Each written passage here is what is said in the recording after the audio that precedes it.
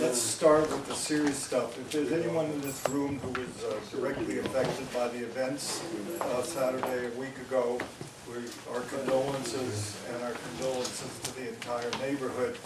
What we did, we sent messages for the Historical Society, Tree of Life. We have a condolence message on our website, and sent condolences out to, we have a mailing list of about 700 or 800 people, and we sent condolences out about the event to them. An important thing, we live in this group preserving history and talking about it. We just created an unfortunate piece of Squirrel Hill history this last week. It is very important that the memories, particularly of the wonderful outpouring that Pittsburgh got from all over the world, be preserved. And the Rao Jewish Archives down at Heinz History Center, and Eric Lidge is the head of that, are taking the role of preserving articles and other artifacts from this event before they disappear. I have put in the website, our website is squirrelhillhistory.org. We have a section in there, Remembering Tree of Life, and an invitation. Any articles or other artifacts you have, there's instructions in there in terms of how to present copies of that to Eric and Rao, and I think it's a real crucial thing that everyone does. There's so much around that we really need to keep it. I'm sure there will be discussions over time about appropriate memorials to do, but at this point, the important thing is just to collect everything that has come in. The outpouring has just been amazing. So please take that as a historic responsibility if you have stuff that you think is valuable. Don't worry whether it's a duplicate or not. Eric will take care of that. Eric Lidge, who's the head of the Jewish Archive, we'll see him once or twice next year, because he's going to speak to us in May on the story of Gene Kelly, which is something we've wanted to do for a long time. And he will also, hopefully, we've just added a new event. You remember, some of you were here for our wonderful talk on the Hill District. April 6th, Saturday, we're going to do a walking tour of the Hill District with Terry Baltimore, our speaker. And she's trying to get Eric to come because we're going to do both black and Jewish sites in the Hill District. And the price, we'll start doing advertising for this in a month, but the price for that will be donations to Hill House. No specific amount, but as you know, they are having some troubles and we want to help out. Let me start, as I usually do, by introducing the leadership of our group so you get to know them. Helen Wilson, one of our vice presidents, and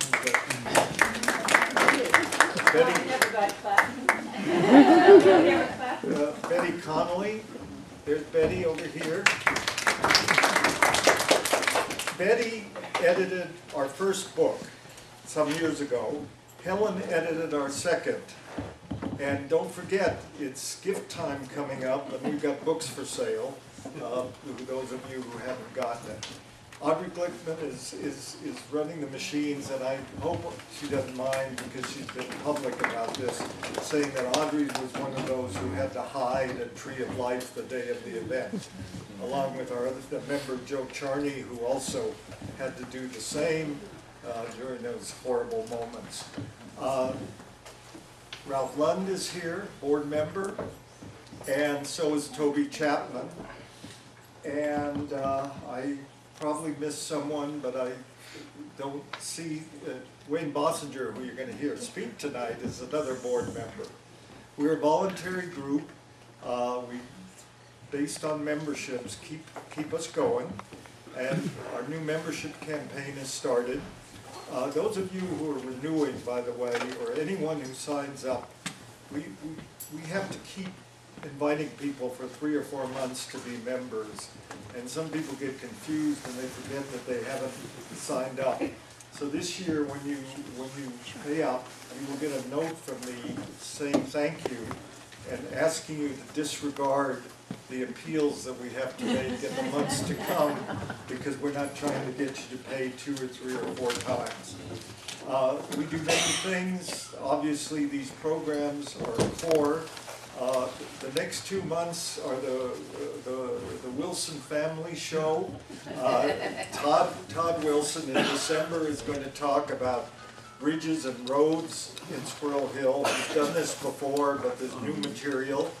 Helen Wilson in January is going to talk about the elementary schools in Squirrel Hill, something that we haven't done enough on and need to talk about. In February, we're going to have a talk on Taylor Alderdice. In March, we will have a talk on Kennywood Park. In April, we'll have a talk on the Dollar Savings Bank. So we continue the variety. We will have 3 walking tours in 2019. April 6th of the Hill District, early May, which I will lead, another tour of the Business District. We're going to focus on developments in the 70s and 80s. And then a return of something that many of us always liked. We're going to do a tour of Chatham in early June. So we have another busy year coming up. I think I've covered everything I wanted to in terms of before we bring Wayne up. Wayne Bossinger is a very active member of our board. Wayne was a city official who retired and suddenly found himself doing some volunteer work for our group, namely writing some articles. And he's now become one of our core members.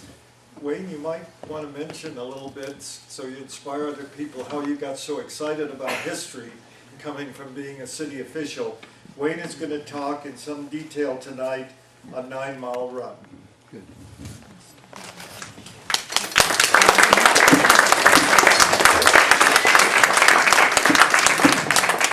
He's also a neat guy. Thank you, Mike. It's nice to be here tonight. Nice to see everyone made it out on a cold night like tonight. I'm going to talk a little bit about 9 Mile Run, and assume most of you know a little bit about it. It basically covers, the drainage area covers 6.5 square miles. As you can see in the map here. It empties out into Monongahela River at Duck Hollow, includes part of Swiss Elm Park, Swissville, Edgewood, Regent Square, up into Wilkinsburg, North Point Breeze, much of the drainage area, about 2/3 of it, is buried underground.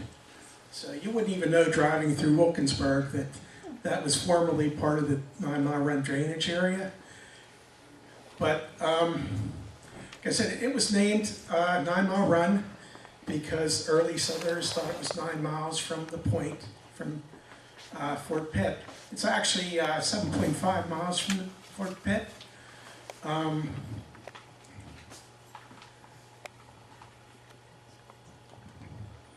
Okay, and going back in history, there's very little documentation about Native American occupation of the valley. Tradition has it that Native Americans used Squirrel Hill as a hunting ground. There's also one Indian trail that's said to have followed the 9 Mile Run Valley. Another trail was said to have been a shortcut for travelers, and basically follows the route of Saline Street, goes up a small tributary to 9 Mile Run, follows Saline Street, and down to where the parkway is now, to the mouth of 4 Mill Run. As you're familiar with the map of Pittsburgh, know that the Monongahela makes a big loop, and that was the shortcut that people used to save time. And there have been numerous Indian relics found in the area. Unfortunately, people didn't analyze where they were found and record it. But probably the most interesting story is the site of the Jewish Home for the Aged there. According to a 1916 article, the site was formerly a campground for Queen Aliquippa. Now, Queen Aliquippa, she traveled a lot in the area. She had various campgrounds. She, of course, had one that was well known there, the Keys Rocks. But up and down at Monongahela and Ohio rivers, She traveled from time to time, everywhere except the town of Aliquippa. She never lived there. And when they were developing that site, they found numerous Indian artifacts and at least 3 Indian skeletons, which led to speculation that there was also a burial ground there. And you might ask yourself, why was that site, why would they want to make a campground in a site where the Jewish Home for the Aged is now? Well, if you walk down there to the very point, there's a little parking area now, but you can look down Monongahela River, almost to Rankin, and if back in those days you want to see if European travelers were coming from the explorers coming from the east, so you could keep an eye on that. You can turn your head a bit and look right down the 9 Mile Run Valley and the Indian Trail along there, and turn your head a little bit more, and you can look right down the shortcut there across to Fort Pitt. As far as European settlement, there are some very early explorers, but the earliest real settlement was Fort Duquesne, settled by the French in April of 1754. About 4.5 years later, they abandoned it due to the approach of General John Forbes. Just prior to that, they had given up their alliance with the Indians, local Indians, under the Treaty of Easton. After Fort Pitt was established, of course, the Native Americans traveled there frequently to trade, and the British, of course, wouldn't let settlers settle in the surrounding areas until they first bought it from the American Indians, and that occurred with the 1768 Treaty of Stanwix and a new purchase. And there's a process involved where you could acquire property, which began in 1769. One of the first properties sold in this area in the 9 Mile Run Valley was right at the mouth of the stream, and it was purchased by a man named John Murray. Now, that's a very common name back in that day. There were several of them in the area. It could have even been the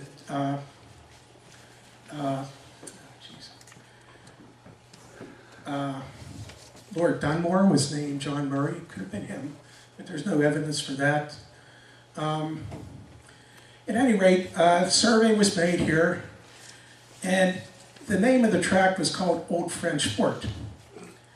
And what makes it even more interesting is the description says, includes a mouth of 9 Mile Run,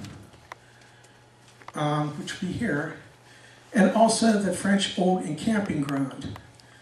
And that more than likely was also the site of the Jewish Home for the Aged where it's sitting now.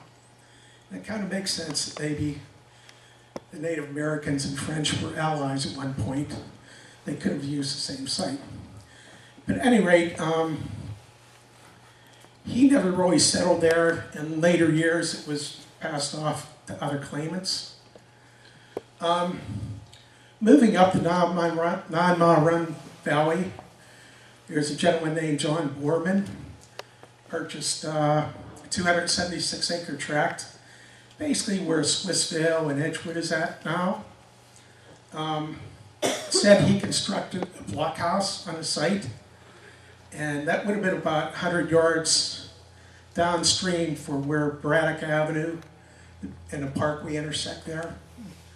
But at any rate, he came to London, from London to Pittsburgh in 1770, and took a job as assistant payroll master for Fort Pitt. Now, one of his jobs was to deliver the payroll from Philadelphia to Fort Pitt for the soldiers there. As you can imagine, that would have been a dangerous job, traveling across the state of Pennsylvania with all that money back in those days. So he came up with a strategy. That was he disguised himself as a poor peddler.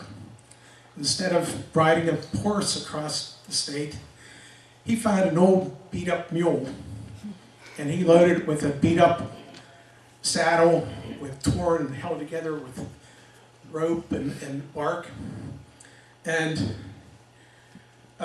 wore dilapidated clothes. And What people didn't realize is at the bottom of those leather cases, there were gold coins, and he had a coffee teapot that was filled with money, with paper money. And anyway, that's the way he came across the state, and how he brought the money across the state to the soldiers. He later moved to West Virginia. His grandson was the first governor of West Virginia and the founder of West Virginia University. Moving up the valley a little bit more, here's 9 Mile Run here in the blue. Two brothers, William and Daniel Elliott, acquired 3 parcels, about 800 acres total. And it was along the Great Road to Philadelphia. The Great Road to Fort Pitt was called. It was actually across the state, roughly where Penn Avenue is at now. And on that lot, they had, William Elliott had his, what he called a bullet pen, and it was basically a bullpen where he raised beef for the soldiers at Fort Pitt. He also operated a tavern at the corner of roughly 5th Avenue and Penn Avenue. His brother later moved from the area and established the Elliott neighborhood near the West End. Moving up a little bit further, you can see again 9 Mile Run in the blue there. There are 3 Jewish Indian traders bought up over 800 acres of land there. And this 3 of them, they were very well known, very respected, operated out of Lancaster, PA. Levi Andrew Levy Sr., he bought a 266 acre tract called Africa. No reason given, that's what he called it. And there's David Franks and Joseph Simon, also bought large tracts in the valley of 9 Mile Run. Now, one of the attractions of 9 Mile Run was there were a lot of natural resources available. One of these was water power. The creek had sufficient grade and volume that they could, sufficient to run mills. Basically grist mills where you ground wheat and grain for the neighboring settlers, and sawmills where they produced lumber for construction was going on everywhere. As early as 1755, the French are said to have operated a grist mill upstream a bit. Again, this was near the intersection of the Parkway and Braddock Avenue in Swissville there.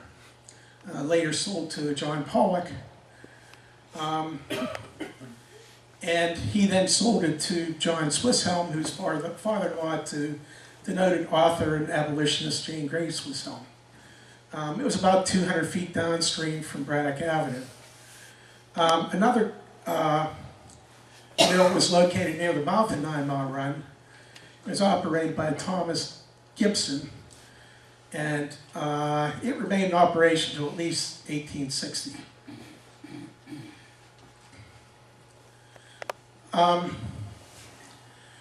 Another natural resource was saline water. Down near the mouth of 9 Mile Run, tradition has it that Native Americans positioned themselves next to a salt lick there, and animals would come to lick the salt water, and then they could shoot them. They could hunt them there.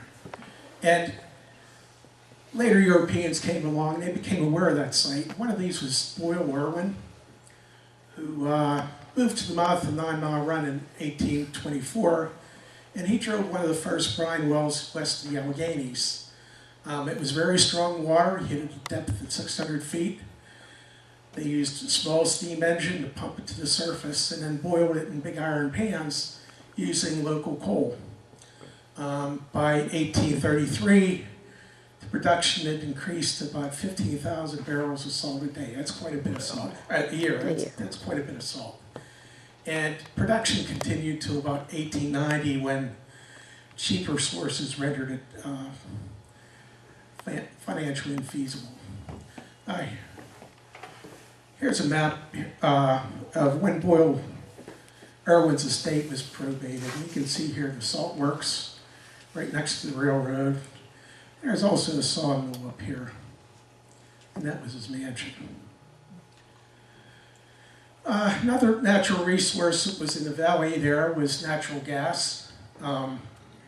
Initially, settlers drilled wells to find the salt water, and they'd hit natural gas, and that didn't work for them because there's no market for it. But gradually, the market developed for natural gas, and they drilled specifically for natural gas.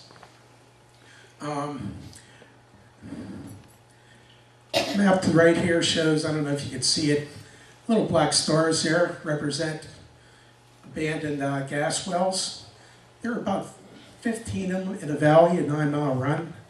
Little cluster there right by, again, an intersection there of Braddock Avenue and the Parkway.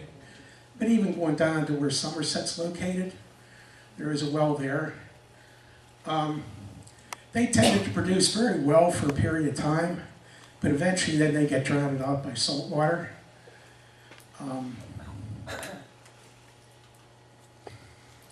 Coal was another resource up and down the 9-mile run valley. Basically at 1,100 feet in elevation, their exposure is all up and down the valley. One of the biggest operator at the time was William Huey Brown, who bought the rights to the coal that's found just to the south, to the west rather, of the 9-mile run, the whole side there. And he built a fleet of steamboats and shipped the coal down the river and across the country. He became very wealthy doing that. But there are numerous other coal mines here. This, probably can't see this. This is a loop in Beechwood Boulevard, and you can see right here, that was a strip mine where it's cut into the hill there.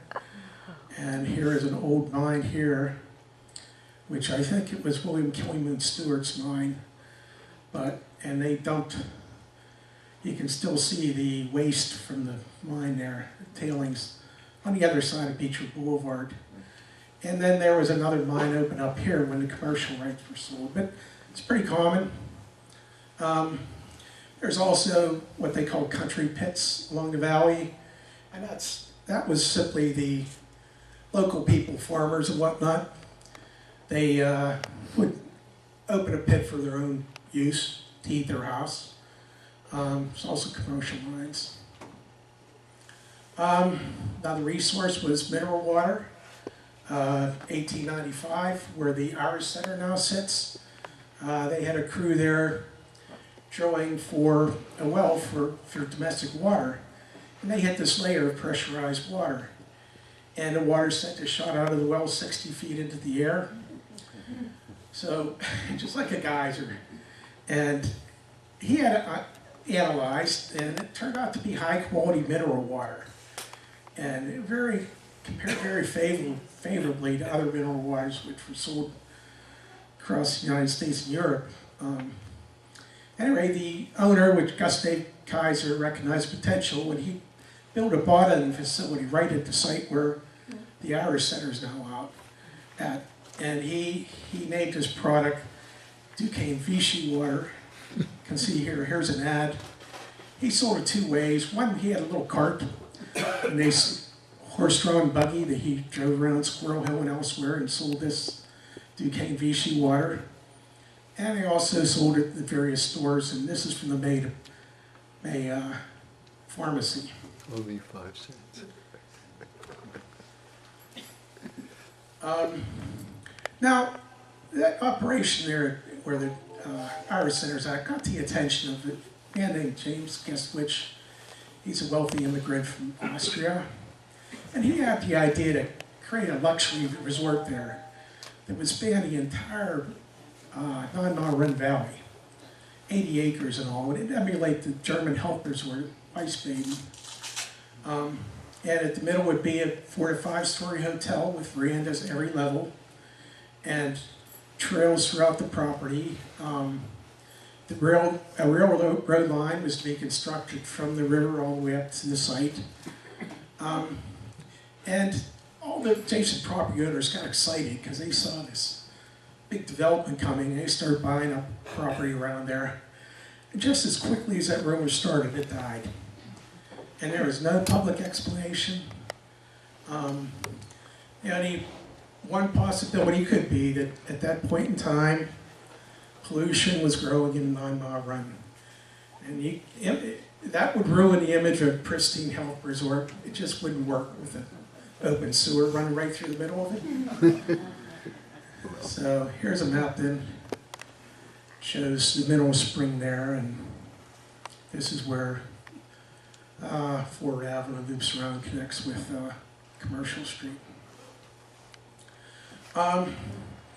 So that's what happened, and in the latter part of the 19th century, the suburbs to the west, Wilkinsburg, Edgewood, all of them were growing leaps and bounds, even in Homewood and places in the city of Pittsburgh.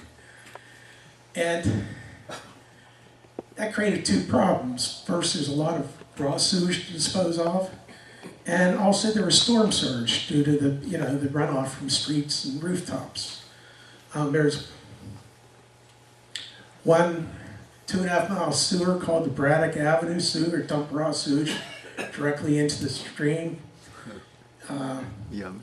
In Wilkinsburg, they created what they called the overflow system, which routed all the storm water from streets and rooftops directly into the stream. That creates storm surge. All that, and there were numerous other lines constructed too that routed sewage directly to the stream. And at that point, people locally began to call it Stink Creek because of the resulting odor. After time, in 1906, the county director of health toured the valley, and he was afraid of disease outbreaks, and he demanded that a sewer be installed down in the valley. Unfortunately, he had no real power to make that happen, and for years, the neighborhood, different communities squabbled. They didn't want to spend the money. The ones upstream were affected by the sewage. And finally, 21 years later, in 1927, a contract was let to construct over 14,000 feet of pipe, ranging from 24 to 54 inches in diameter, down the valley. Unfortunately, it still required what they call an overflow pipe to handle storm surge, which means all that runoff and sewage ended up being brought right to the stream during storms. Here's a picture of that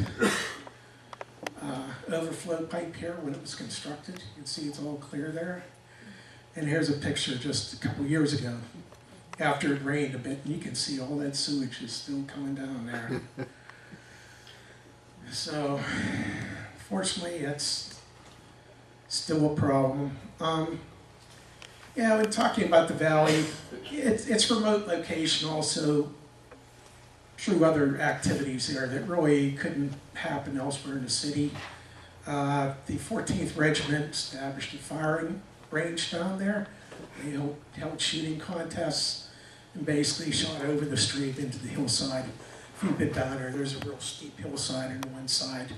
And they'd shoot right over the stream, and it was pretty safe because the houses are way up in the top of Home Park. There were motorcycle races up and down the hills, mountain climbing contests. There were also baseball games. Homestead Grays played there.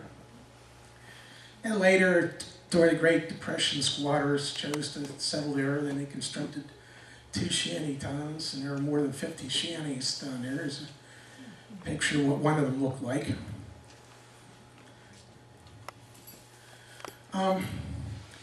In the middle of all this environmental degradation, the one thing that happened that really shapes the future is the creation of Frick Park. Absolutely. And that began with in 1919 when the first section of Frick Park was created, and that would be north of near Frick's old mansion. And they had plans. They were going to keep enlarging this until it was a very sizable park. And Fortunately, there were obstacles, and one of these was a large tract of land, over 80 acres, owned by the Phillips family. And I know you can't see the detail here, but this is near Beechwood Boulevard here. Be the main entrance to the park here, and it stretches over the hillside down to 9 Mile Run. Very sizable area, and they had plans to build up to 20 streets and houses too. They didn't develop quite subdivide that far, but that was their plan. And they went back and forth quite a few years, and eventually the Fricks bought them out, and it became part of the park. So it would have looked completely different nowadays. Since then, park's been expanded to include about 644 acres. But that preserved the environment pretty much.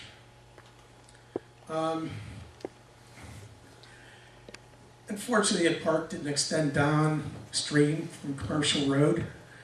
And at that time, the steel industry was rapidly expanding. And they eyed that spot down there because it was secluded. And they needed somewhere nearby, cheap, that they could dispose of their slag. And in about 1922, they used a third party who acquired 7 tracts there and then transferred it to a company called the Duquesne Slag Products Company. Now, 1922 just happened to be the year before the city adopted a zoning code, or all this may not happen. And because it was a year before, they were able to grandfather it in, and it didn't have to comply with the zoning code. So, and they added to it later and somehow find a way to get that grandfathered in too. I don't know how that happened. By the time the dumping ended in 1972, more than 17 million cubic yards of slag had been dumped there. There is a picture of it there. And that remaining section of the valley between Frick Park and the slag dump also caught the attention of local officials. They were looking to dispose of waste somewhere. It happened to be convenient and secluded, and they thought they could get away with it. And unfortunately for them, they underestimated some of the local environmentalists in those days. And there are 4 examples here. In 1930, they proposed a 7.5 acre site along Ford Avenue there and began to dump debris over the hillside there before they even got approval. So you can see here all the local people there. They pose for the media. They're holding their nose and stunk and everything else. And the city claimed, of course, they forced a public hearing. And the city claimed, no, that stuff didn't stink. Well, it turns out one of the people there had a box of that stuff. He said, if you don't believe me, I'll bring this box up. I'll dump it in the table for you, council table, and you can judge for yourself. This stuff stinks. And everyone laughed, and they finally decided, well. But anyway, the plan was later abandoned because of negative publicity. 1942, the city began to dump truckloads of ash from city incinerators along Forward Avenue.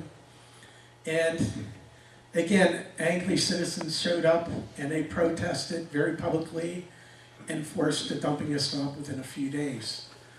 A few years later, in 1948, a 28-acre sanitary landfill was proposed right along, there's Commercial Street there, it's right the bottom of the hill. Here's 9 Mile Run down here. And there was a site that they wanted to make a sanitary landfill there. And again, the residents protested. And there were a number of them from Squirrel Hill. And I always think the Horrocks, Tom and Marion Horrocks, they were friends of my family. They lived in Switchell Park. They were very adamant about protecting the environment. And GNO is a group of GASP, which is a group against fog and pollution. And anyway, the protesters went public, and eventually the landfill idea was abandoned. And in 1971, county proposed creation of a garbage transfer station near the slag dump with access from grounds Browns Hill Road. Protesters showed up citing rats, noise, and odor at a similar facility in the West End. And in a short period of time, later that year, the county commissioners decided to drop the plan. So it goes to show you that citizens can make a difference if they go out and go public.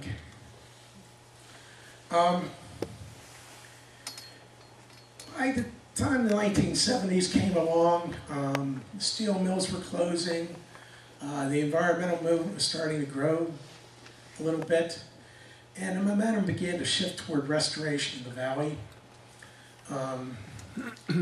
There was an initial plan to put a commercial development where the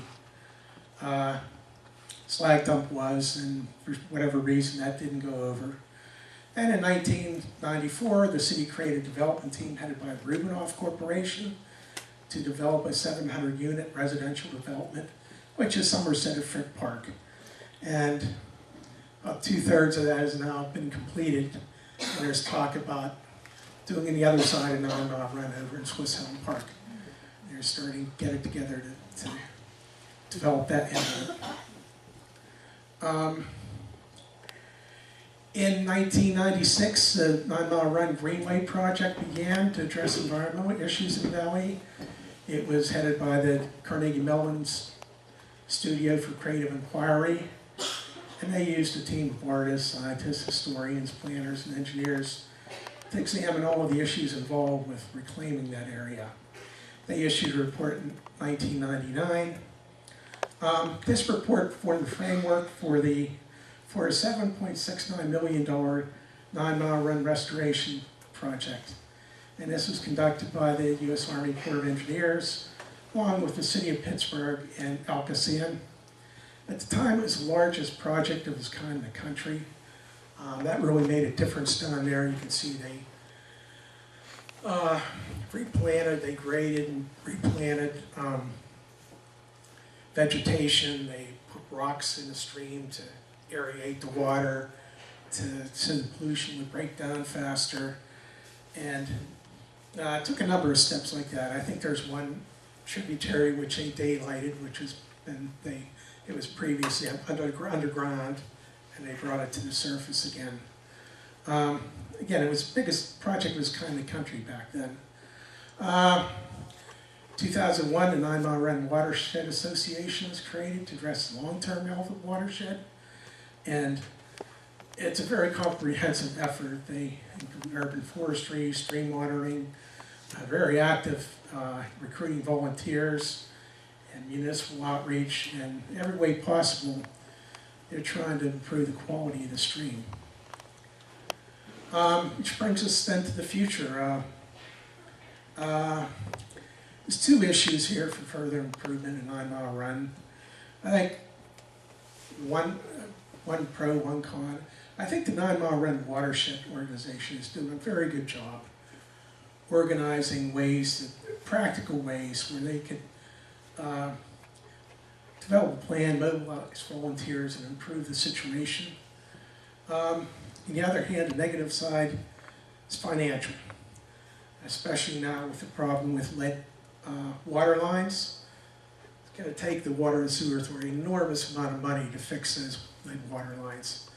So that's money that could have been used to help remediate the pollution problem, the sewage problem in the valley. So that's about all I have now. If anyone has any questions, I'd be happy to answer them.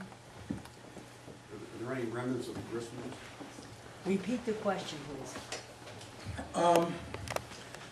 I'd heard the one that was on the Swiss Elm property was remnants there till like the 1890s. And that supposedly started the French in 1755. So that was around for a long time. I don't know. That would have been located about 100 yards downstream where the parkway's at, so there wouldn't be any remnant of that today. About 100 yards down from Braddock Avenue. The one at the mouth of 9 Mile Run, no, there's nothing there. Did have a picture there showing where it would have been located, and it's just stream there. There's no remnant there at all. Anyone else? In the beginning of your presentation, you're talking about the different people that acquired plots of land. Yes. They bought the land. Who did they buy it from? Okay, in 1769, would have been the Penn family at that point. There was no state of Pennsylvania. They made, and the year before, purchased an enormous tract of land, included most of western Pennsylvania. And beginning, I forget the exact day, in 1769, they put it in the market, and you could file a claim for up to 300 acres. And it was a three-step process. First, you had to file for a warrant, and that was your claim. Next, you had to get it surveyed by a state surveyor. And the third step was to obtain a patent. That last step had some conditions. One was, I think, you had occupied for 5 years.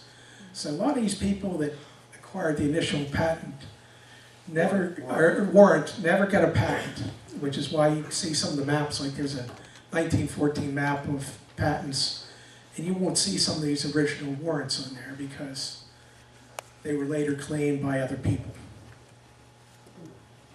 Wayne, Yes. what length of 9 Mile Run is still runs through vacant land as compared to the Somerset and all that, and Frick Park?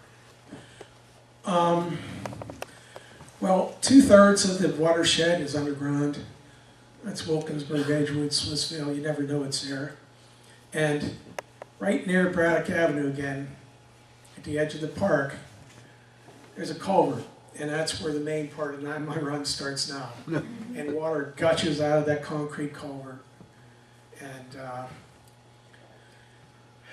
think it's like 2.5 miles down to the river. It drops down to the river. Yeah, from there on down. There's some tributaries north of there that are still free flowing, but for the most part, everything above the city of Pittsburgh is underground. The stream, the open stream that comes from Clayton, the Bowling Green area, that open stream, is that also considered 9 Mile Run? Yes, it would end up there.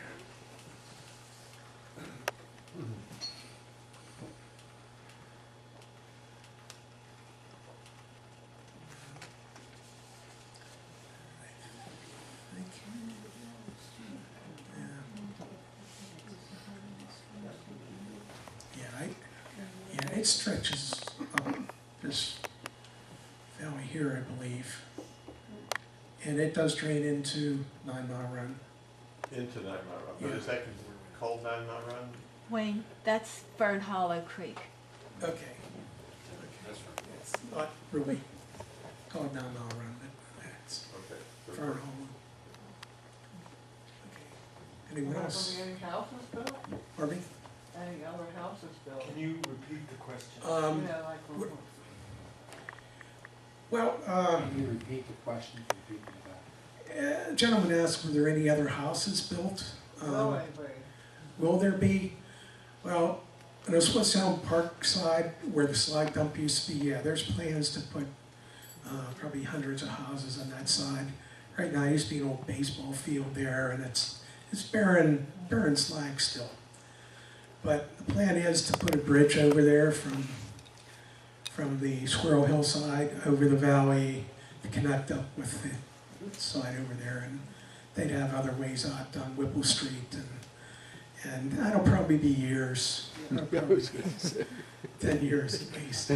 I wanted to point out that the impetus for building what is now Somerset came from a development plan that the Jewish Federation had when they bought the old St. Philomena's Church in Squirrel Hill. They were going to move Riverview over to that site and abandon Riverview. Okay, I wasn't aware of that one. Yeah. So you and I will have to talk about that. Yeah, that's interesting, yeah. Because that's how that came about. Yeah, okay. Toby, Wayne, I have a great mystery for you that maybe you'll be able to solve, though not tonight. So I live on the dead-end part of Lilac Street, near where Mindale School is, okay? No, where? Now, a few years ago, I wanted to buy a rain barrel from 9 Mile Run group. And they looked it up and they said, I'm not part of 9 Mile Run. Right. Shady Avenue, which runs, right where our street, starts the dead end part, is 9 Mile Run. Beechwood Boulevard, off behind us, of course, is 9 Mile Run. Caton Street below us is 9 Mile Run. Rosemore above us is 9 Mile Run. Why aren't we part of 9 Mile Run? It's a 4 mile run. Yeah, the dividing line's kind of, you go up Hazelwood Avenue there.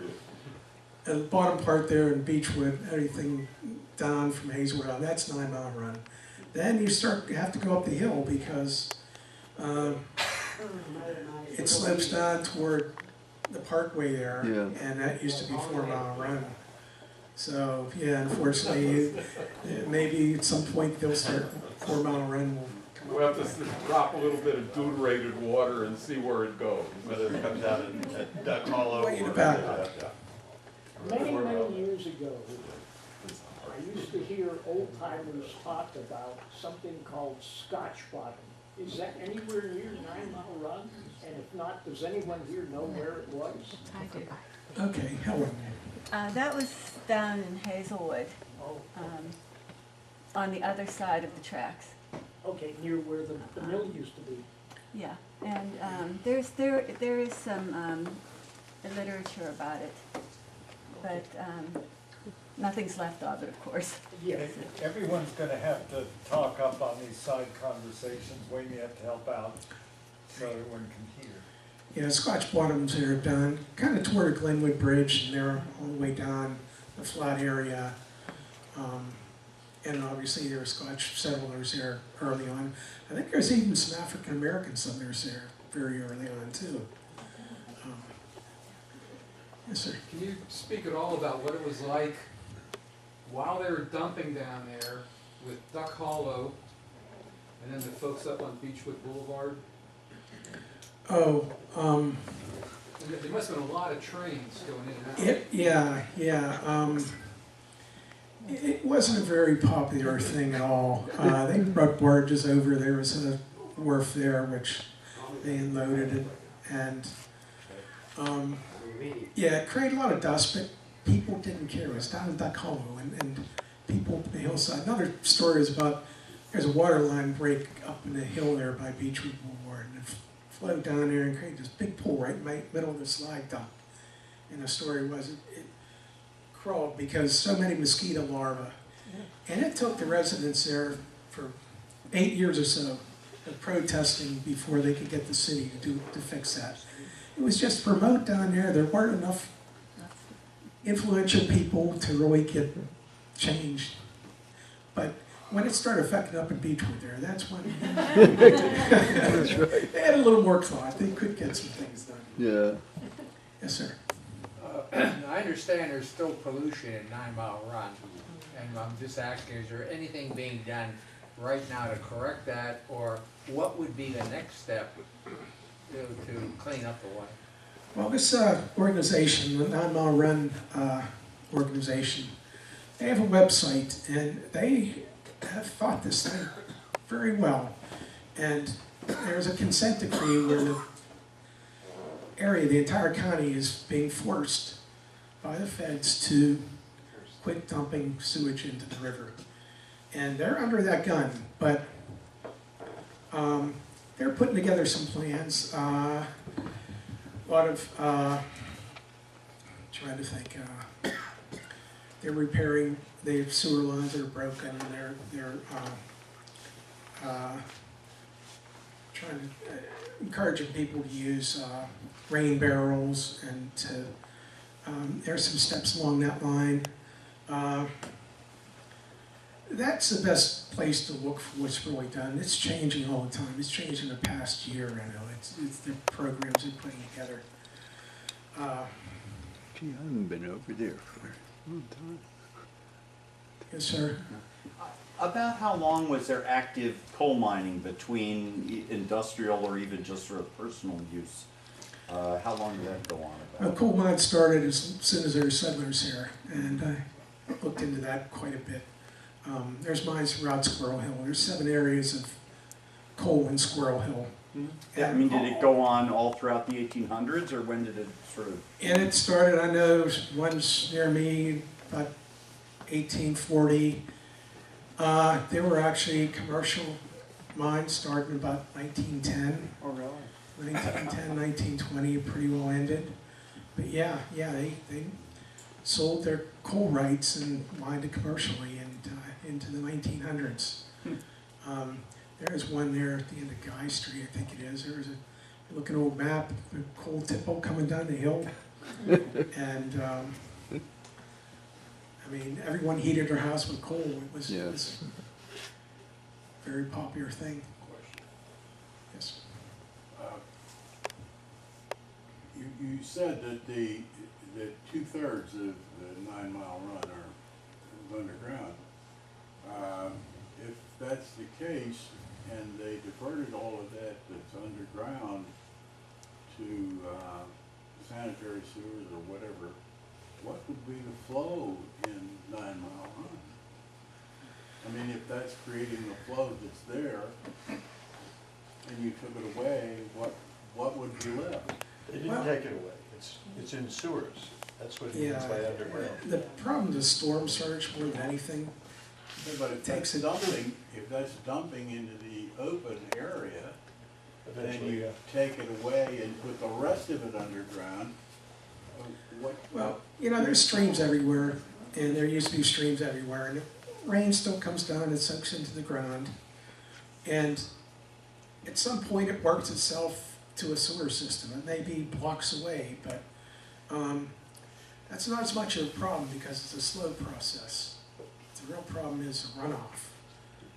There'll still be runoff, and I don't know how they deal with that. They can only put so much into the ground. I mean, they're doing that all over, trying to encourage little places where, you know, soaks into the ground. It's always gonna rain. There'll still be a stream there. Yeah. Is there a you had a slide that you showed, I think, abandoned either mines or wells. Is there a website that you can go to see that? I don't know the name of it offhand. Yeah, that was a state site, as I believe. And yeah, there's pictures online too that show some of those abandoned gas wells near by Braddock Avenue up there. Yeah, I couldn't tell you off the top of my head the name of it, but they're out there, yes. Yes. Yeah, I live in Regent Square, and my children and I would hike that trail down to Duck Hollow even before it became Frick Park. And there's a bridge that goes across 9 Mile Run, you know, below Somerset. And at one time that was a rickety old bridge, you could see through it. You know, you took your life in your own hands when you crossed, and now there's a newer bridge. But under that bridge was a plaque that was embedded in the stone bed of the 9 Mile Run, which had a bit of poetry written on it. Have you know the story? I can't give you a story about it. I think I've seen that, but I really can't help you. It's There's no an old longer bridge there. that's still there. The old bridge is still there. Well, it's a newer bridge now. Yeah, well, they're going to replace that because I saw them last year surveying. You're talking about right down Duck Hollow there. No, farther north. Oh. It's a footbridge that. Oh, okay. It's more up towards Somerset. I would Okay. say. Yeah, I can't help you. I can't give you any details on that one. Anyone else? Yes, sir. Yeah, I was talking to somebody today, he thought 9 Mile Run starts at Glenwood Bridge and go to Rankin. That's not along the river. What is that considered called? Glenwood Bridge. You know, like from Hazelwood all the way to Rankin. What's that? Is that something else? People tell me that's 9 Mile, but this is different. 9 Mile runs between like Glenwood and Rankin. Yeah, but you mentioned. Goes right up the valley. Oh, 4 Mile Run is below that, the other side. Huh? 4 Mile Run is on the other side of that hill there. Then you have 9 Mile Run, Oh, but and that's- Turtle Creek is up a little bit. Is that part of it? Yeah, 9 Mile Run, like I said, it starts at Duck Hollow. It ends actually. And it makes kind of a right turn that goes up in toward the park. There's a small tributary which Old Browns Hill Road follows. That was a little tributary. He thought it ran along the river too. No. That's what he thought. I don't know. That was telling me today. That's all we want to be. Yeah, I can't picture. Anyone else? Yes, sir. Up near the lawn bowling court, there's a paved path up there. There's like a maintenance building that the lawn bowling group uses up. There's a water fountain. And part of that trail, there's like a round part of the trail expanded, and there's some like hand-cut stones in that, it's like a Belgian block area.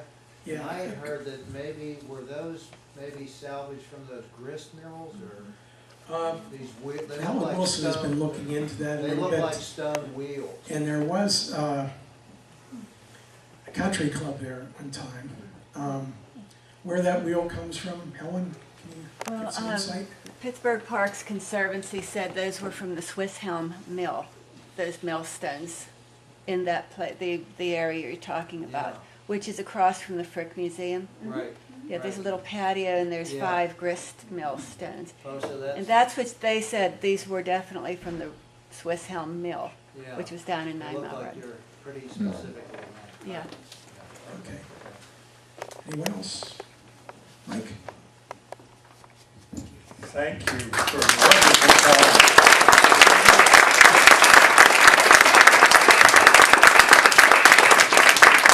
I'm listening to Wayne talk and watching these great slides, and very proud of what happens with us now for 18 years. There's an awful lot of original thinking and original talks that have been developed for this group, and this is certainly one of them. Do know, if you don't, that on our website, about 105, maybe 110 by now of our talks, you can look at them whenever you want for free. Just look for past programs or for program videos, and they're organized by topic. This one will be on there. We do them when the author says yes, but we now have, 70, 80, 140 or 150 hours of recorded talks that are available for you all to see. So, tradition of this group, help us take the chairs over there as you leave. Buy some books, join up now so you don't have to do mail later. I forgot to say, we're now on PayPal, so you can sign up to this group through the website using your credit card. We never had that before. And happy Thanksgiving to everyone.